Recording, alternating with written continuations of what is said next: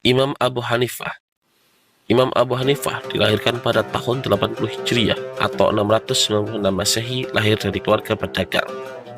Nama beliau dari kecil ialah Nu'man bin Sabit bin Zautah bin Ma'ah. Imam Abu Hanifah hidup selama 52 tahun dalam dua masa kekhalifahan, yaitu 5 tahun pada masa dinasti Amawiyah dan 18 tahun dalam masa dinasti Abbasi. Ayahnya bernama Sabit, pedagang sutra yang masuk Islam pada masa pemerintahan Khulafaur Rasyidin. Ayah beliau keturunan dari bangsa Persia, tetapi sebelum beliau dilahirkan, ayahnya sudah pindah ke Kufah. Oleh karena itu, beliau bukan keturunan bangsa Arab asli, tetapi dari bangsa Ajam, yaitu bangsa selain bangsa Arab, dan beliau dilahirkan di tengah-tengah keluarga berbangsa Persia. Kakek Imam Abu Hanifah, yaitu Zuti, adalah tawanan pasukan Muslim saat menaklukkan Irak. Setelah dibebaskan, Zuti mendapat hidayah dan masuk pada agama Islam. Semasa hidupnya, Zuti menjalin hubungan baik dengan Ali bin Abi Thalib, sahabat Nabi yang menetap di Kufah. Hubungan baik ini kemudian diteruskan oleh anaknya, Sabit. Bahkan dikisahkan, Ali bin Abi Thalib mendoakan keturunan Sabit agar selalu diberkahi oleh Allah Subhanahu wa Ta'ala. Tidak lama kemudian, Imam Abu Hanifah dilahirkan. Dia tumbuh seperti halnya anak-anak kecil pada umumnya. Sejak kecil, dia sudah hafal Al-Quran dan menghabiskan waktunya untuk terus-menerus mengulangi hafalannya. Sejak sudah hafal Al-Quran dan menghabiskan waktunya untuk terus-menerus mengulangi hafalannya agar tidak lupa. Pada bulan Ramadan, Imam Abu Hanifah bisa menghatamkan Al-Quran berkali-kali berkat hafalannya. Imam Abu Hanifah pada awalnya tidak terlalu serius belajar agama. Belajar agama hanyalah sambilan, bukan tujuan utama. Sebagian besar waktunya dihabiskan untuk berdagang di pasar. Maklum, beliau memang keturunan pedagang. Keseriusannya belajar agama timbul setelah bertemu dengan Al-Sya'bi, seorang ulama besar pada saat itu. Al-Sya'bi menyarankan agar Imam Abu Hanifah memperdalam ilmu agama dan mengikuti halaqah atau pengajian ulama. Nasihat itu membekas dalam hati Imam Abu Hanifah. Untuk memenuhi pesan Al-Sya'bi, yaitu memperdalam ilmu agama, Imam Abu Hanifah kemudian menunjuk orang lain untuk mengurusi dagangannya agar ia bisa fokus mengikuti halaqah para ulama. Sesekali ia mengontrol dan memastikan usahanya lancar. Kemudian sebagian besar hidupnya dihabiskan untuk belajar dan menghadiri halaqah ulama. Imam Abu Hanifah mempunyai beberapa orang putra, di antaranya ada yang dinamakan Hanifah. Maka karena itu, beliau diberi gelar oleh banyak orang dengan Abu Hanifah. Dan menurut riwayat yang lain, sebab beliau mendapat gelar Abu Hanifah adalah karena beliau seseorang yang rajin melakukan ibadah kepada Allah dan sungguh-sungguh mengerjakan kewajiban dalam agama. Karena perkataan Hanif dalam bahasa Arab artinya cenderung atau condong kepada agama yang benar. Dan ada pula yang meriwayatkan bahwa beliau mendapat gelar Abu Hanifah lantaran eratnya bergelut dengan tinta. Karena perkataan Hanifah menurut lugat Irak artinya dawat atau tinta, yakni beliau di mana-mana senantiasa membawa dawat guna menulis atau mencatat ilmu pengetahuan yang diperoleh dari para guru beliau atau lainnya. Dengan demikian, beliau mendapat gelar dengan Abu Hanifah.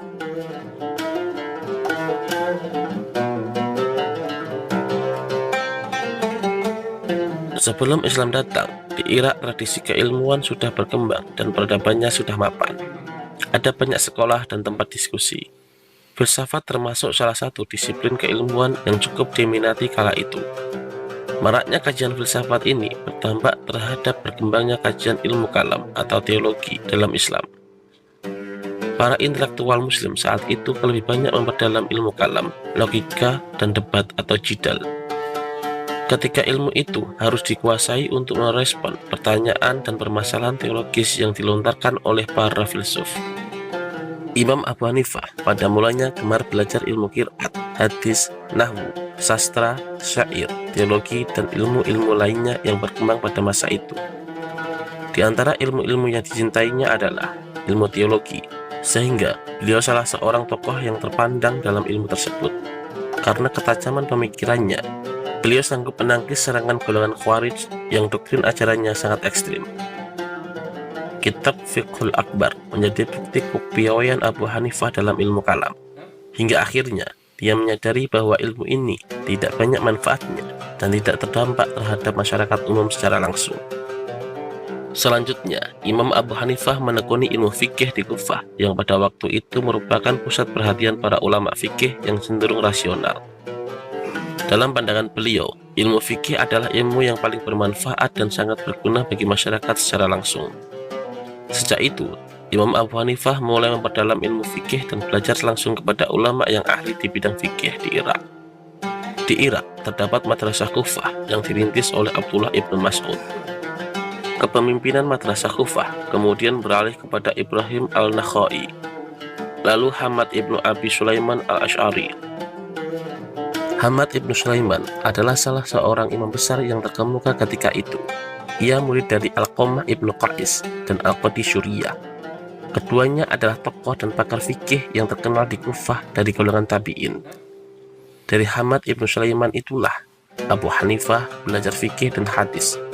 Sepeninggal Hamad, majelis madrasah Kufah sepakat mengangkat Abu Hanifah menjadi kepala madrasah. Ia mengabdi dan banyak mengeluarkan fatwa dalam masalah fikih. Fatwa-fatwanya itu merupakan dasar utama dan pemikiran mazhab Hanafi yang terkenal sekarang ini. Setelah menyelesaikan pendidikannya di Kufah, Imam Abu Hanifah pergi ke Mekah dan Madinah sebagai pusat dari ajaran agama Islam. Beliau lalu bergabung sebagai murid dari ulama terkenal Atha bin Abi Rabbah. Imam Abu Hanifah ketika itu pernah bertemu dengan 7 sahabat Nabi yang masih hidup pada masa itu. Sahabat Nabi itu diantaranya adalah Anas bin Malik, Abdullah bin Haris, Abdullah bin Abi Aufa, Wasilah bin Al-Aqsa, Maqil bin Yasar, Abdullah bin Anis, Abu Tufail atau Amir bin Wasilah. Guru Imam Abu Hanifah kebanyakan dari kalangan tabi'in, yaitu golongan yang hidup pada masa para sahabat Nabi. Di antara mereka itu ialah Imam Atha bin Abi Rabbah, Imam Nafi, Maula Ibnu Umar.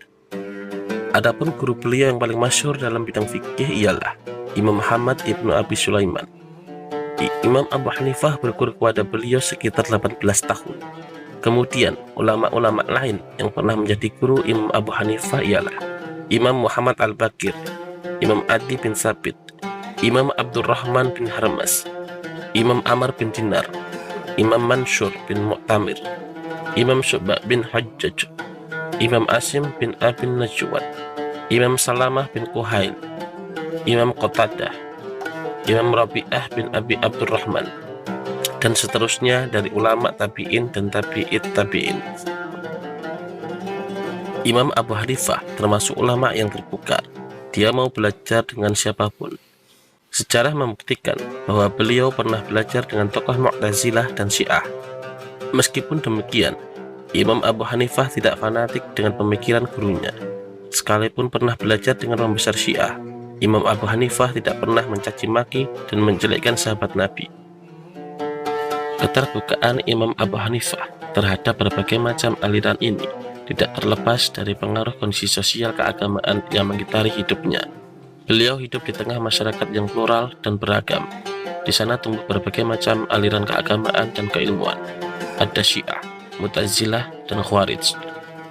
Karena sudah terbiasa hidup dengan kelompok yang berbeda, Imam Abu Hanifah selalu berpesan kepada murid-muridnya agar selalu menjaga adab dan tutur kata ketika berhadapan dengan masyarakat, terutama orang yang berilmu.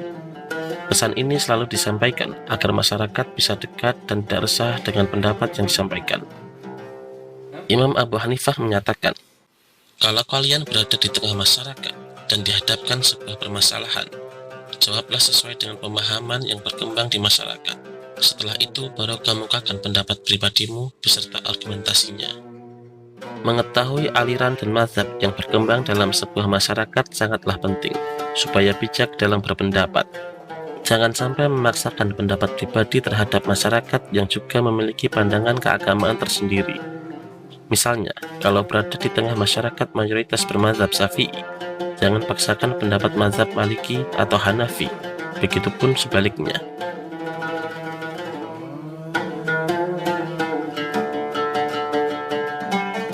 Imam Abu Hanifah adalah seorang yang cerdas. Karya-karyanya sangat terkenal dan mengagumkan bagi setiap pembacanya. Maka banyak di antara murid-muridnya yang belajar kepadanya hingga mereka dapat terkenal kepandaiannya dan diakui oleh dunia Islam. Di antara murid-murid beliau yang masyhur adalah Imam Abu Yusuf Ya'qub bin Ibrahim Al-Ansari, Imam Muhammad bin Hasan bin Farqad Asy-Syaibani, Imam Ja'far bin Huzal bin Qais Al-Kufi, dan Imam Hasan bin Ziyad Al-Lu'lu'i. 4 orang itulah sahabat dan murid Imam Abu Hanifah yang akhirnya mensyiarkan dan mengembangkan aliran dan buah ijtihad beliau yang utama. Dan mereka itulah yang mempunyai kelebihan besar dalam memecahkan atau mengupas soal-soal hukum yang bertalian dengan agama. Imam Abu Hanifah adalah salah satu ulama yang banyak memberikan fatwa dan meninggalkan banyak ide dan buah pikiran. Sebagian ide dan buah karyanya dibukukan dalam sebuah karya, tetapi kebanyakan dihimpun oleh murid-muridnya untuk kemudian dibukukan. Kitab-kitab yang ditulisnya sendiri diantaranya adalah Al-Faraid, yaitu kitab yang membicarakan masalah waris dan segala ketentuannya menurut hukum Islam. Asy-Syurut, yaitu kitab yang membahas tentang perjanjian. Al-Fiqh Al-Akbar, yaitu kitab yang membahas ilmu kalam atau teologi dan berisyarah oleh Imam Abu Mansur Muhammad Al-Maturidi dan Imam Abu Al-Muntaha Al-Maula Ahmad bin Muhammad Al-Magnisawi. Kemudian jumlah kitab yang ditulis oleh murid-muridnya cukup banyak. Di dalamnya terhimpun ide dan buah pikiran Imam Abu Hanifah. Semua kitab itu kemudian jadi pegangan pengikut mazhab Imam Hanafi atau Imam Abu Hanifah.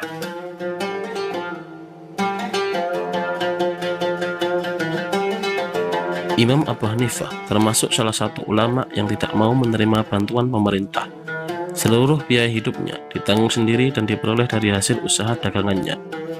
Sebagaimana dituturkan sebelumnya, beliau hidup dalam 2 kekuasaan dinasti Islam terbesar, yakni dinasti Umayyah dan dinasti Abbasiyah. Saat Bani Umayyah menguasai Irak, Imam Abu Hanifah pernah ditawari jabatan menjadi hakim oleh Ibnu Hubairah, penguasa Irak saat itu. Tetapi Imam Abu Hanifah menolaknya. Beliau tidak mau menjadi hakim pemerintahan Bani Umayyah. Ibnu Hubairah tetap memaksa Imam Abu Hanifah dan mengancam jika tidak dipenuhi keinginannya. Imam Abu Hanifah tetap tegar dengan pendiriannya, sehingga ia dihukum cambuk dan dipenjarakan. Saking kuatnya pendirian Imam Abu Hanifah, bekas cambukan itu tidak membuat hatinya luntur dan sedih. Malahan, tukang cambuknya yang menjadi letih sendiri. Setelah dinasti Umayyah digantikan dengan dinasti Abbasiyah, penguasa dinasti Abbasiyah menawarkan jabatan serupa kepada Imam Abu Hanifah. Khalifah Abu Ja'far langsung menemui dan memintanya untuk menjadi hakim. Namun, pendirian Imam Abu Hanifah tetap seperti semula. Dia menolak jabatan tersebut. Khalifah Abu Ja'far pun marah dan menghukum Imam Abu Hanifah. Beliau dipenjara dan dicambuk berkali-kali. Ada yang mengatakan, Imam Abu Hanifah dicambuk 10 kali setiap hari. Kondisi Imam Abu Hanifah semakin lama semakin menyedihkan. Kemudian beliau dibebaskan dari penjara dan dilarang mengajar dan berfatwa. Tidak lama setelah dikeluarkan dari penjara, Imam Abu Hanifah dipanggil Sang Pencipta. Imam Abu Hanifah meninggal tahun 150 Hijriah. Pada tahun itu pula, pendiri mazhab Syafi'i, yaitu Muhammad bin Idris Asy-Syafi'i lahir. Ribuan orang mengantarkan Imam Abu Hanifah ke tempat peristirahatan terakhirnya. Konon ada sekitar 50.000 orang yang ikut mensolati Imam Abu Hanifah, termasuk juga Khalifah Abu Ja'far.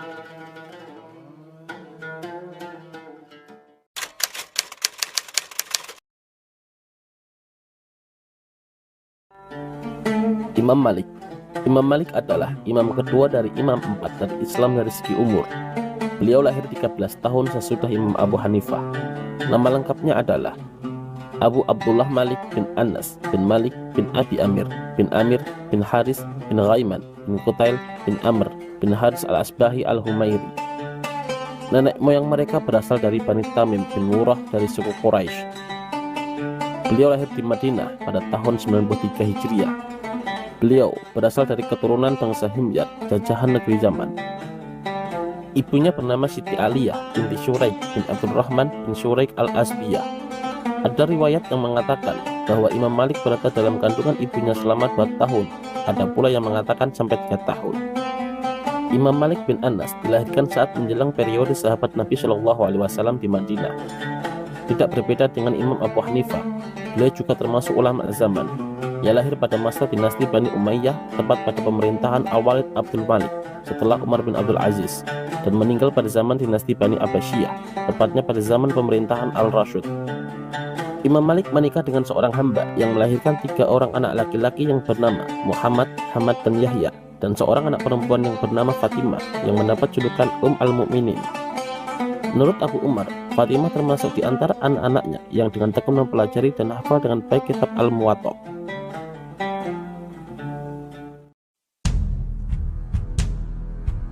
Setelah ditinggal orang yang menjamin kehidupannya, Imam Malik harus mampu membiayai barang dagangannya seharga 400 dinar yang merupakan warisan dari ayahnya. Tetapi karena perhatian beliau hanya tercurah kepada masalah-masalah keilmuan saja, sehingga beliau tidak memikirkan usaha dagangannya. Akhirnya beliau mengalami kebangkrutan dan kehidupan bersama keluarganya pun semakin menderita. Selama menuntut ilmu, Imam Malik dikenal sangat sabar, dan tidak jarang beliau menemui kesulitan dan penderitaan. Ibnu Al-Qasim pernah mengatakan, penderitaan Imam Malik selama menuntut ilmu sedemikian rupa, sampai-sampai ia pernah terpaksa harus memotong kayu atap rumahnya kemudian dijual di pasar. Setelah Imam Malik tidak dapat lagi mencukupi kebutuhan hidup keluarganya kecuali dengan mengorbankan tekad untuk menuntut ilmu, mulailah Imam Malik menyatakan seruannya kepada penguasa agar para ahli dijamin dapat mencurahkan waktu dan tenaga untuk menekuni ilmu, yaitu dengan memberi gaji atau penghasilan lain untuk menjamin kehidupan ulama atau penuntut ilmu. Namun tak seorang pun penguasa yang menghiraukan seruan Imam Malik, karena pada saat itu Daulah Umayyah sedang sibuk memperkokoh dan menetapkan kekuasaannya. Mereka sedang menarik simpati para ilmuwan yang sudah tua, bukan yang muda. Hingga akhirnya secara kebetulan Imam Malik bertemu dengan pemuda dari Mesir yang juga menuntut ilmu. Pemuda itu bernama Alaid bin Sa'ad, dan keduanya saling mengagumi kecerdasan masing-masing, hingga timbullah semangat persaudaraan atas dasar saling menghormati. Meskipun Imam Malik senantiasa menutupi kemiskinan dan penderitaannya dengan selalu berpakaian baik, rapi, dan bersih serta memakai wangi-wangian, tetapi Alaid bin Sa'ad mengetahui kondisi Imam Malik yang sebenarnya, sehingga sepulangnya ke negerinya, Alaid tetap mengirimkan hadiah uang kepada Imam Malik di Madinah.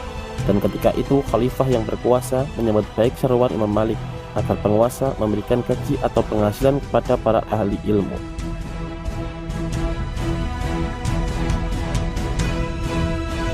Imam Malik terdidik di kota Madinah pada masa pemerintahan Khalifah Sulaiman bin Abdul Malik dari Bani Umayyah. Pelajaran pertama yang diterimanya adalah Al-Quran, yakni bagaimana cara membacanya, memahami makna dan tafsirnya. Beliau juga hafal Al-Quran di luar kepala.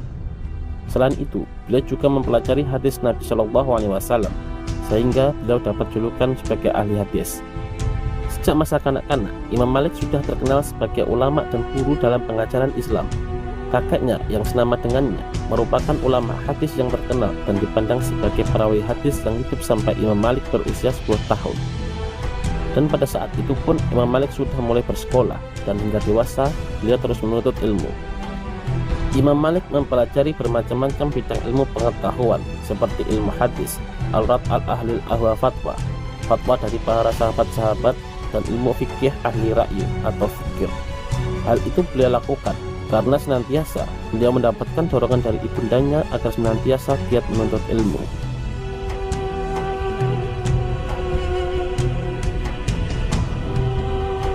Saat menuntut ilmu, Imam Malik mempunyai banyak guru.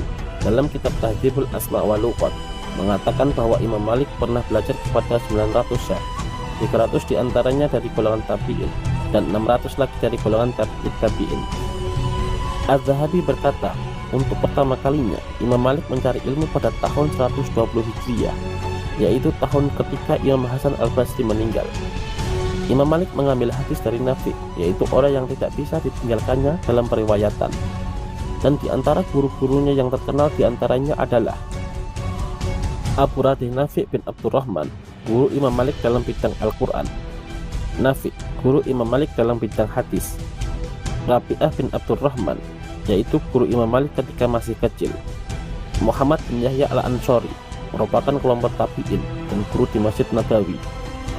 Sedangkan guru-guru beliau yang lain adalah Ja'far Ash-Shadiq, Abu Hasim Salmah bin Nizar, Hisam bin Urwah, Yahya bin Sa'id, dan lain-lain.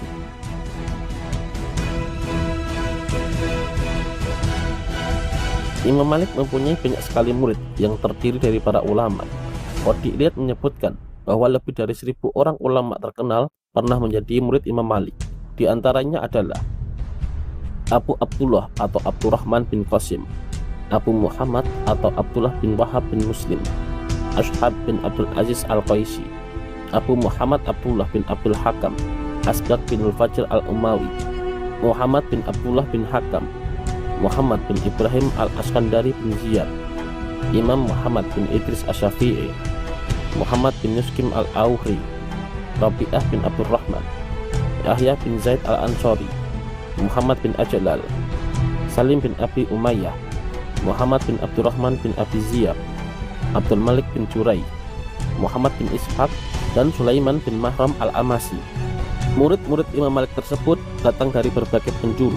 Ada yang datang dari Mesir, Afrika Utara, dan Spanyol.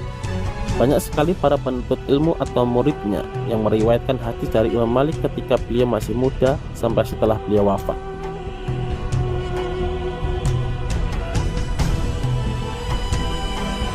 Di antara karya Imam Malik yang terbesar adalah Kitab Al-Muwatta yang ditulis pada tahun 144 Hijriah atas anjuran Khalifah Ja'far Al-Mansur. Menurut peneliti Abu Bakar Al-Abhari, asar Rasulullah SAW, para sahabat dan tabi'in yang tercantum dalam kitab Al-Muwatta sejumlah 1720 orang. Pendapat serta pemikiran Imam Malik disampaikan kepada kita yakni melalui dua buah kitab, yaitu kitab Al-Muwatta dan kitab Al-Mudawamah Al-Kubra. Kitab Al-Muwatta mengandung dua aspek, yaitu aspek hadis dan aspek fikih. Adanya aspek hadis karena Al-Muwatta banyak mengandung hadis yang berasal dari Rasulullah SAW atau dari sahabat atau dari tabi'in. Hadis itu diperoleh dari 95 orang yang kesemuanya dari penduduk kota Madinah, kecuali 6 orang yang berasal dari Mekkah, Basrah, Khurasan, Jazirah, dan Sam. Sedangkan yang dimaksud dengan aspek fikih adalah karena dalam kitab Al-Muwatta disusun berdasarkan sistematika dengan bab-bab pembahasan layaknya kitab fikih. Ada bab thaharah, sholat, zakat, nikah, dan lain-lain. Kitab lain karangan Imam Malik adalah kitab Al-Mudawamah Al-Kubra yang merupakan kumpulan risalah yang memuat kurang lebih 1036 masalah dari fatwa-fatwa Imam Malik yang dikumpulkan oleh As'ad Ibnu Furaid Al-Naisaburi yang berasal dari Tunisia yang pernah menjadi murid Imam Malik.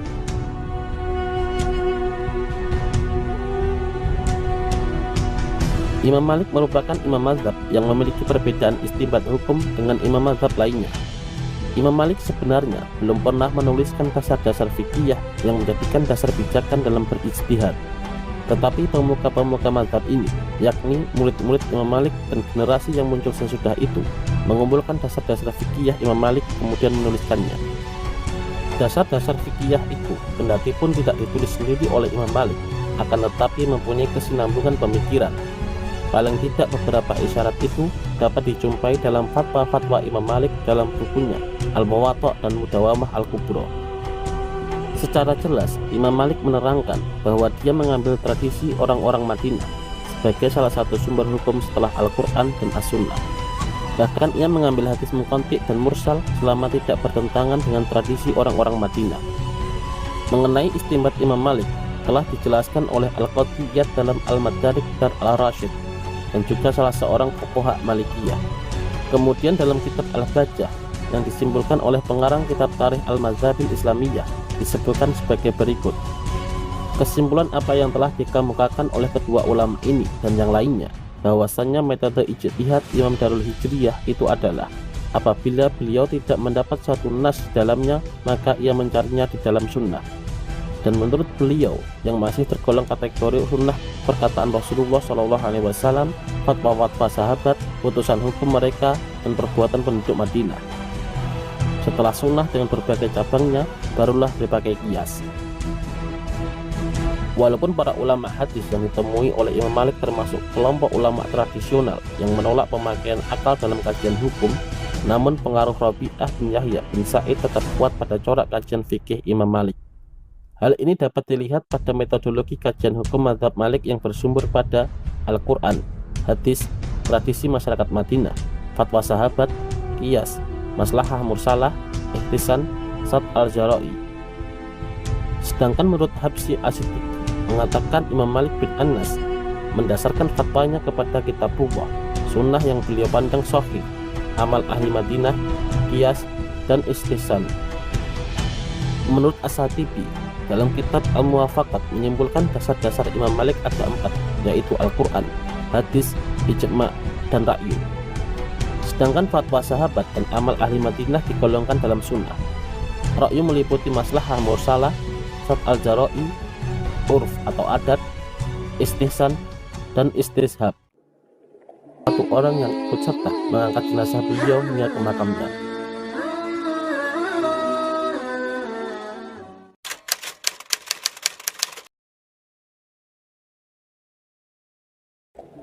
Imam Asy-Syafi'i. Nama lengkap Imam Syafi'i adalah Muhammad bin Idris bin Abbas bin Utsman bin Syafi'i bin Sa'ib bin Ubaid bin Abdul Yazid bin Hashim bin Abdul Muthalib. Nama terakhir adalah kakek dari Rasulullah Shallallahu Alaihi Wasallam.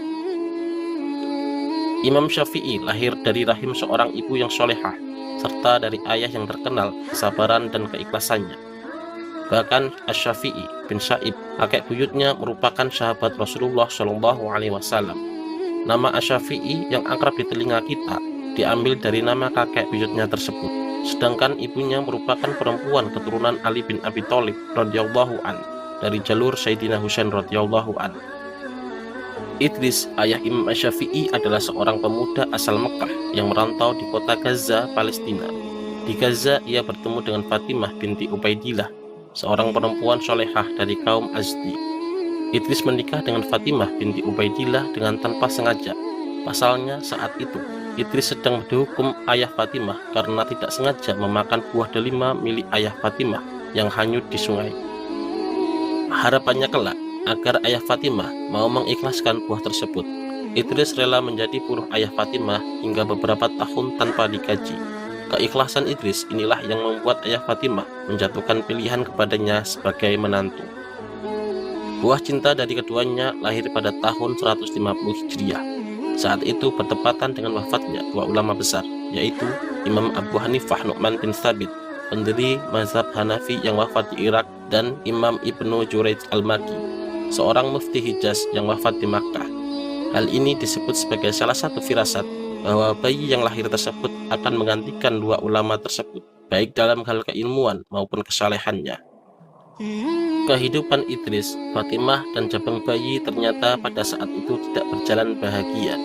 Idris, ayah Imam Asy-Syafi'i, meninggal dunia dalam usia yang relatif muda. Fatimah harus berjuang sendiri mengasuh buah hati dalam kondisi ekonomi yang cukup memprihatinkan. Sadar dengan kondisi dirinya saat itu, Fatimah kemudian membawa bayinya yang masih berumur 2 tahun ke kota Makkah, kota asal ayahnya. Ia ingin putra semata wayangnya tumbuh besar di tanah kelahiran ayahnya.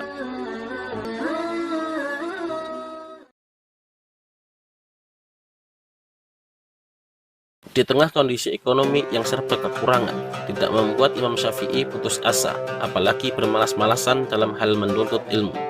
Bahkan saking cintanya terhadap ilmu, Imam Syafi'i selalu mencatat ilmu-ilmu yang ia dapatkan di medium seperti tembikar, belang-belulang, serta pelepah kurma. Jika keilmuan yang berkembang di Irak adalah filsafat dan melahirkan para tokoh yang beraliran rasionalis seperti Imam Abu Hanifah, beda halnya dengan di Mekah, tempat Imam Asy-Syafi'i tumbuh remaja. Di Mekah justru sedang berkembang ilmu sastra, bahkan Makkah menjadi salah satu tujuan favorit bagi para penuntut ilmu sastra Arab. Tinggal di lingkungan yang dihuni para ulama sastra tidak disia-siakan oleh Imam Asy-Syafi'i.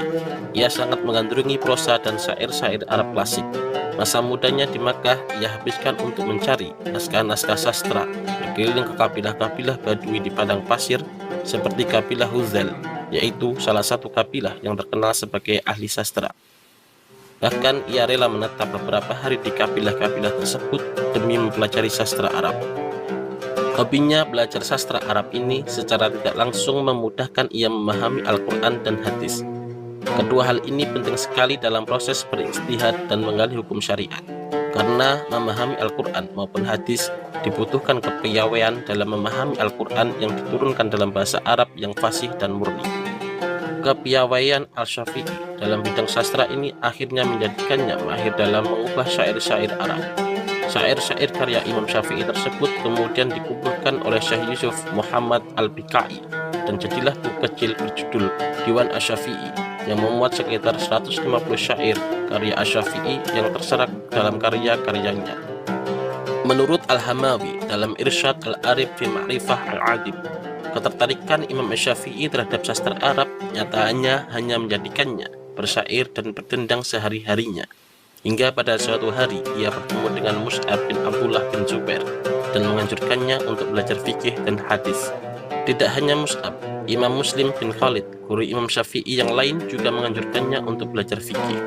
Alangkah baiknya jika kecerdasanmu itu digunakan untuk mempelajari ilmu fikih. Hal ini lebih baik bagimu. Nasihat Imam Muslim bin Khalid kepada Imam Asy-Syafi'i. Ucapan tersebut diakui sendiri oleh Imam Syafi'i sebagai pelecut semangatnya untuk belajar ilmu fikih dan hadis. Ia pun belajar kepada dua ulama besar Makkah saat itu, Imam Sufyan bin Uyainah, pakar hadis, dan Muslim bin Khalid Al-Janji, pakar fikih Makkah. Imam Syafi'i banyak menghabiskan waktunya di Masjidil Haram untuk mempelajari berbagai macam ilmu agama seperti ilmu fikih, Al-Quran, hadis, bahasa, dan kesusastraan. Pada usia 7 tahun, Imam Syafi'i dapat menghafal Al-Quran sebanyak 30 juz dengan lancar dan fasih. Inilah bukti kecerdasan otak dan akal budi yang dimiliki Imam Syafi'i. Karena tak semua manusia yang memiliki kecerdasan otak bisa menghafal Al-Quran di usia semuda itu, kecuali jika Allah menjaganya dari perbuatan dosa.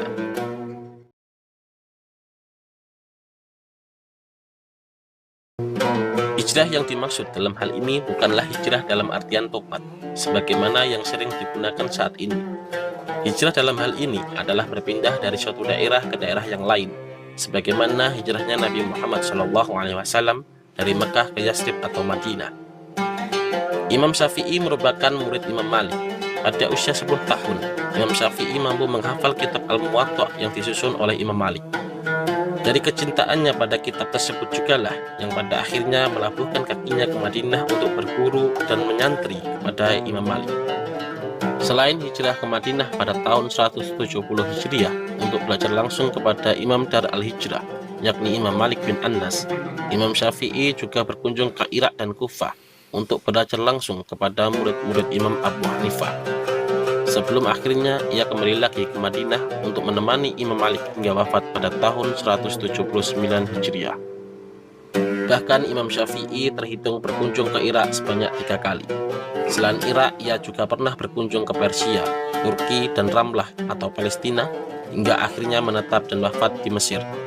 Kesempatan Imam Syafi'i untuk berkunjung ke berbagai kota ini tak ayal membantunya mengetahui budaya serta adat istiadat yang berlaku di kota-kota tersebut. Hal ini secara tidak langsung menjadi referensi Imam Syafi'i untuk membangun fatwa-fatwa dalam mazhabnya kelak. Kegemaran Imam Syafi'i dalam berhijrah dari kota ke kota ini didokumentasikannya dalam beberapa bait syair tentang anjuran untuk berhijrah. Di antaranya adalah, "Musyafirlah, engkau akan menemukan sahabat baru, pengganti sahabat-sahabat lama yang engkau tinggalkan.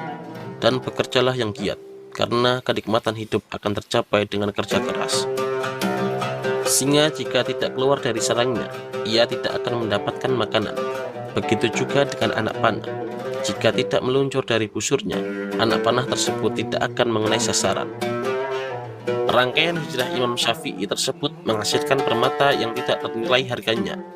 Menurut Syekh Ali Jum'ah, Imam Syafi'i menulis lebih dari 30 karya monumental. Sayangnya tidak semuanya sampai di tangan kita.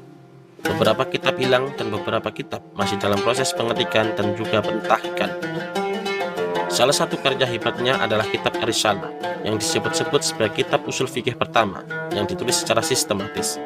Berkat Ar-Risalah, Imam Syafi'i dijuluki sebagai Nasir al-Sunnah atau pembela sunnah. Ketika Imam Syafi'i menjadi mufti di zaman, fitnah kejam melanda dirinya. Saat itu ia difitnah sebagai pendukung partai Syiah yang sedang gencar-gencarnya mengancam eksistensi negara dan khalifah saat itu.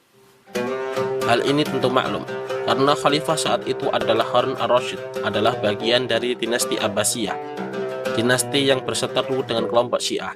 Imam Syafi'i pun dijebloskan ke dalam penjara dan hampir dihukum mati, karena diisukan berkomplot untuk menumbangkan khalifah. Namun Imam Syafi'i mencoba berdiskusi dengan Khalifah Harun al-Rasyid. Sebagaimana dikisahkan oleh Al-Hamawi, Imam Syafi'i ditanya dalam 3 hal, meliputi pemahaman terhadap Al-Quran, keilmuan astronomi, dan NASA kaum Arab. Tak disangka, jawaban yang diberikan Imam Syafi'i cukup mengena di hati Khalifah, sekaligus menjadi bantahan atas tuduhan sebagai pengikut Syiah yang dialamatkan kepadanya. Ia dibebaskan dan diberi hadiah 5.000 dinar. Bahkan Khalifah memintanya secara khusus untuk mengajarnya.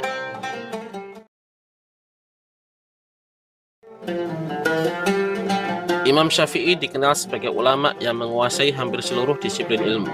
Namun beliau lebih dikenal sebagai ahli hadis dan hukum, karena inti pemikirannya terfokus pada 2 cabang ilmu tersebut. Dalam pandangannya, sunnah Nabi mempunyai kedudukan yang sangat tinggi.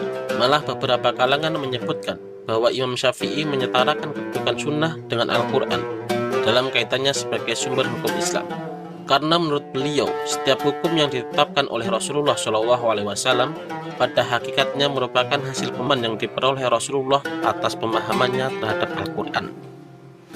Selain kedua sumber tersebut, yakni Al-Quran dan Al-Hadis, dalam mengambil suatu ketetapan hukum, Imam Syafi'i juga menggunakan ijma', qiyas, dan istidlal atau penalaran sebagai dasar hukum Islam dan juga qaul sahabat. Sedangkan sumber-sumber ijtihad lainnya dipakai sebagai sumber penunjang, seperti istihab dan urf. Adapun sumber-sumber ijtihad seperti istihsan, maslahatul mursalah, saddu dzariyah, syar'u man qablana diterima dalam batas-batas minim yang dipahami menurut pengertian dan pemahaman sendiri. Berkaitan dengan bid'ah, Imam Syafi'i berpendapat bahwa bid'ah itu terbagi menjadi 2 macam, yaitu bid'ah terpuji dan sesat. Dikatakan terpuji jika bid'ah tersebut selaras dengan prinsip-prinsip Al-Quran dan Sunnah, dan juga sebaliknya. Dalam soal taklid, beliau selalu memberikan perhatian kepada murid-muridnya agar tidak menerima begitu saja pendapat-pendapat dan hasil ijtihadnya. Beliau tidak senang murid-muridnya bertaklid buta pada pendapat dan ijtihadnya. Sebaliknya malah menyuruh untuk bersikap kritis dan berhati-hati dalam menerima suatu pendapat sebagaimana ungkapan beliau, "Inilah ijtihadku. Apabila kalian menemukan ijtihad yang lain yang lebih baik dari ijtihad, maka ikutilah ijtihad tersebut." Ahmad Narawi Abdus Salam menginformasikan bahwa di antara kitab-kitab karya Imam Syafi'i adalah Ar-Risalah, Al-Mabsut, Al-Hujjah, Musnad li Asy-Syafi'i. Karya Imam Syafi'i yang dikenal dengan kitab Ar-Risalah dan Al-Hujjah, di dalamnya berisi pendapat-pendapat Imam Syafi'i pada periode awal atau yang disebut dengan Qaul Qadim. Selanjutnya kitab Al-Um, isinya menyantumkan revisi-revisi terhadap pandangan-pandangan sebelumnya yang disebut dengan Qaul Jadid. Selain itu juga buku Al-Musnad berisi tentang hadis-hadis Rasulullah yang dihimpun juga ke dalam kitab Al-Um. Selain kitab-kitab di atas, di antara kitab-kitab lainnya karya Imam Syafi'i adalah Ibtal al-Istihsan, Ahkam Al-Quran, Bayat Al-Farad, Sifat Al-Amr wa Al-Nahi, Ikhtilaf Al-Malik wa Asy-Syafi'i, Ikhtilaf Al-Iraqiyin, Ikhtilaf Muhammad ibn Husain, Fadail Al-Quraisy, Kitab Al-Sunan. Begitu luasnya ilmu Imam Syafi'i, sehingga sampai sekarang masih banyak kitab-kitab karyanya yang sering dikaji oleh para ilmuwan dan cendekiawan baik muslim maupun non-muslim.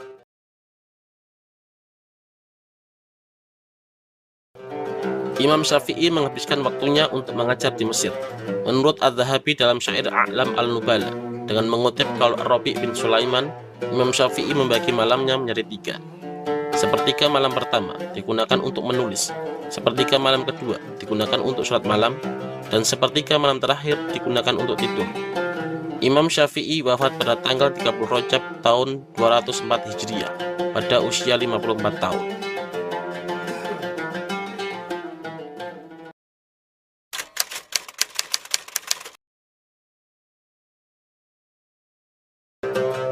Imam Ahmad bin Hanbal. Imam Ahmad bin Hanbal lahir di kota Baghdad pada bulan Rabiul Awal tahun 164 Hijriah. Nama lengkapnya adalah Ahmad bin Muhammad bin Hanbal bin Hilal, dari kalangan Bani Syaiban, salah satu kabilah di Arab. Nama Ahmad bin Hanbal ini dinisbatkan pada kakeknya. Ayahnya adalah seorang pimpinan militer di Khurasan. Saat masih kanak-kanak, Ahmad bin Hambal ditinggal wafat oleh ayahnya yang gugur dalam pertempuran melawan Bizantium. Sedangkan kakeknya, Hanbal, adalah seorang gubernur pada masa dinasti Umayyah.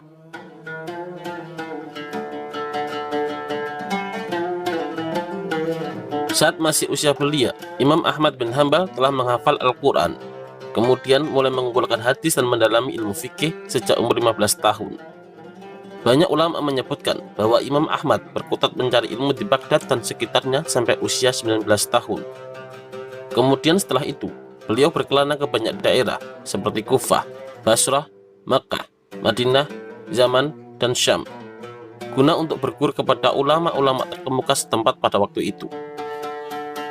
Para perawiat hadis banyak sekali tercatat pernah tinggal atau setidaknya singgah di kota Baghdad. Para tokoh ulama ini diabadikan oleh Khatib al-Baghdadi dalam Tarikh Baghdad. Oleh sebab itu, Ahmad bin Hambal begitu terpengaruh oleh mereka dan nantinya merupakan salah satu kalangan ahlul hadis yang terkemuka. Sebagian besar kekayaan ilmu Imam Ahmad bin Hambal diperoleh di kota kelahirannya, Baghdad. Sebagai sosok yang besar di sana pada kurun abad kedua Hijriah, Imam Ahmad bin Hambal berada dalam pusaran keilmuan Islam. Berkat ketekunannya mengumpulkan hadis, Imam Ahmad bin Hambal memiliki hafalan hadis yang banyak sekali. Ini membuatnya sangat kompeten dalam periwayatan hadis dan segera menjadi salah satu tokoh terkemuka di bidang tersebut.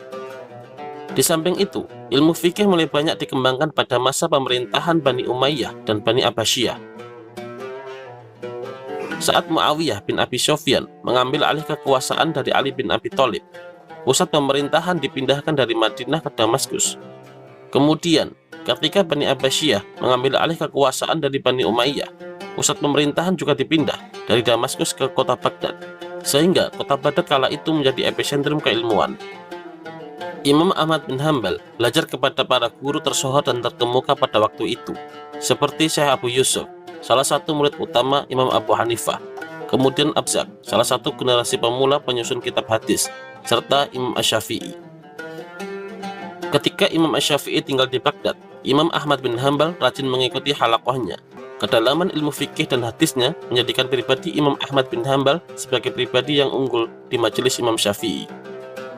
Imam Asy-Syafi'i juga tercatat berjumpa dengan Imam Ahmad bin Hambal di dataran Hijaz saat Imam Ahmad sedang melakukan ibadah haji, serta saat Imam Asy-Syafi'i sedang berkunjung ke Irak.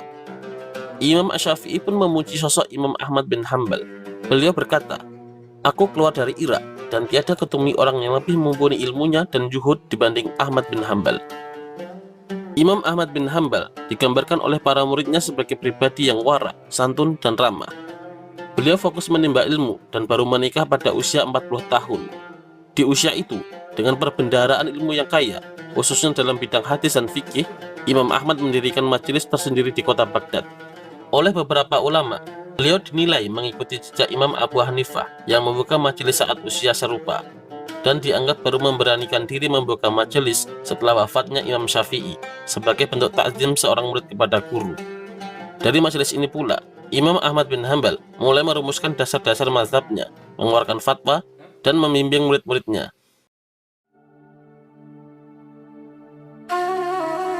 Sebagaimana disebutkan sebelumnya, Imam Ahmad bin Hambal merupakan sosok pemuka kalangan ahlul hadis.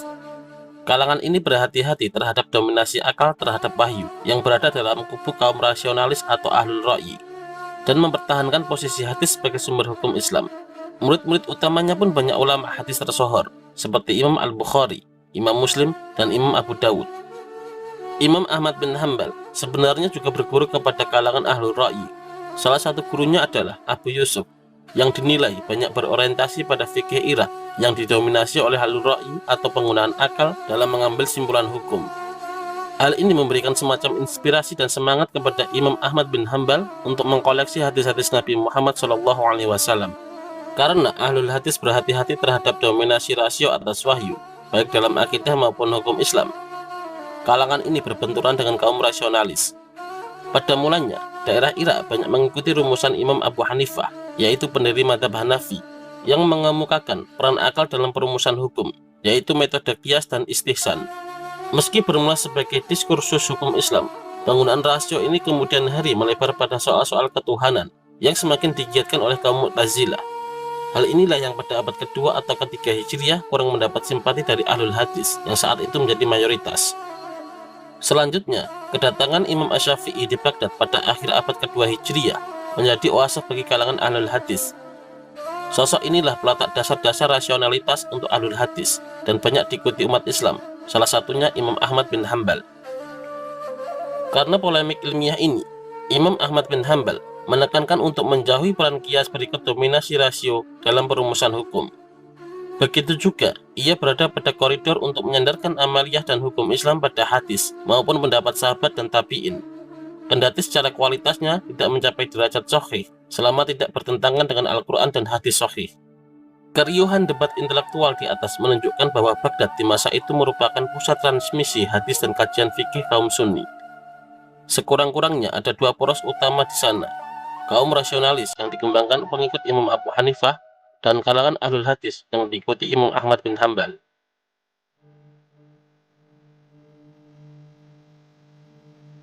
Selain metode fikih, satu hal yang bisa dicermati dari Imam Ahmad bin Hambal ini adalah rumusan teologisnya. Imam Ahmad bin Hambal, selain dikenal sebagai muhadis dan ahli fikih, beliau juga memiliki dasar-dasar teologi yang banyak diikuti. Rumusan ini juga tak lepas dari polemik ahlul ra'yi dan ahlul hadis yang sebagaimana disebutkan sebelumnya. Klimaks dari persoalan teologi ini adalah peristiwa Mihnah, yang dimulai pada masa Khalifah Al-Ma'mun pada masa dinasti Abbasiyah. Mihnah secara bahasa berarti pengujian, pengadilan, atau inkuisisi. Peristiwa ini ditandai dengan pengujian para ulama atas doktrin khalqiyatul Quran atau Al-Quran adalah makhluk. Taktik inkuisisi Mu'tazilah dikenal luas antara tahun 218 Hijriah sampai 234 Hijriah. Itu terkait dengan pengaruh Mu'tazilah sebagai oposisi dari ahlul hadis yang mempengaruhi kebijakan religio politik Khalifah Al-Ma'mun, Al-Mu'tasim, dan Al-Wathiq. Kalangan Mu'tazilah menyerukan salah satu doktrin terkait posisi Al-Quran adalah sebagai makhluk, bukan bagian dari firman Tuhan yang qadim. Hal ini berbeda dengan doktrin yang diyakini oleh kalangan ahlul hadis, karena dengan keyakinan Al-Quran sebagai makhluk atau ciptaan akan mendelegitimasi posisi Al-Quran sebagai firman Tuhan.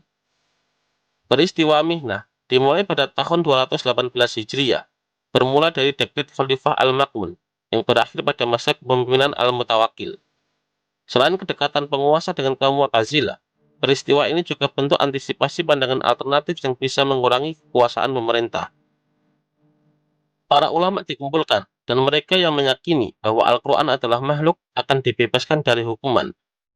Penolak doktrin ini dianggap sesat dan tidak diterima kesaksiannya. 7 ulama kalangan hadis diasingkan ke daerah Riqah. Mereka baru bisa kembali ke Baghdad karena terpaksa mengakui hal itu atas pertimbangan nyawa. Sikap Imam Ahmad bin Hambal yang juga menentang khalqiyat Al-Quran ini menyeretnya ke forum Mihnah. Di depan Khalifah Al-Mu'tasim, Imam Ahmad bin Hambal dicambuk lalu dipenjarakan karena pantang mengakui bahwa Al-Quran adalah makhluk. Pada masa pemerintahan Al-Wathiq, Imam Ahmad bin Hambal dibuang dari Baghdad.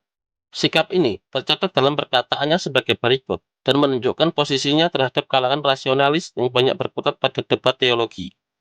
Aku bukanlah seorang yang berkecimpung dalam ilmu kalam. Aku tidak menilai ilmu kalam, kecuali yang terdapat dalam kitab Allah, sunnah Nabi Shallallahu Alaihi Wasallam, atau dari ketetapan sahabat dan tabi'in.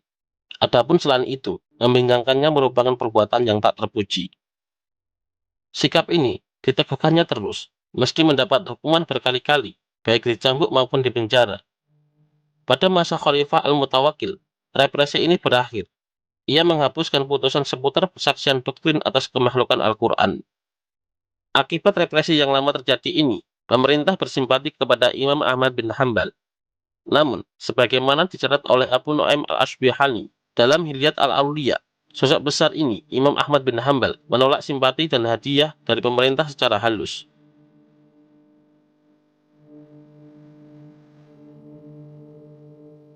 Sebagai seorang ulama, karya peninggalan Imam Ahmad bin Hambal yang paling monumental adalah kitab Musnad Ahmad, dengan koleksi hadis di dalamnya sekitar 40.000 hadis.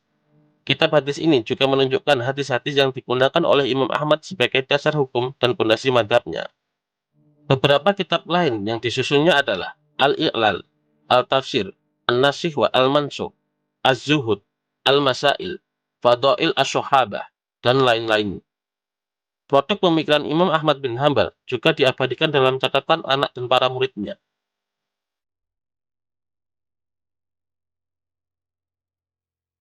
Pada akhir hayatnya, Imam Ahmad bin Hambal menderita sakit selama 10 hari dan meninggal pada siang hari pada tanggal 22 Rabiul Awal tahun 241 Hijriah atau bertepatan dengan 855 Masehi. Berdasarkan keterangan Az-Zahabi dalam Syiar A'lam An-Nubala, beliau dimakamkan setelah sholat Jumat, dihadiri tak kurang dari 800.000 orang dari banyak daerah. Beliau dihormati atas capaian tinggi dalam kontribusinya untuk Islam, khususnya bidang fikih dan hadis.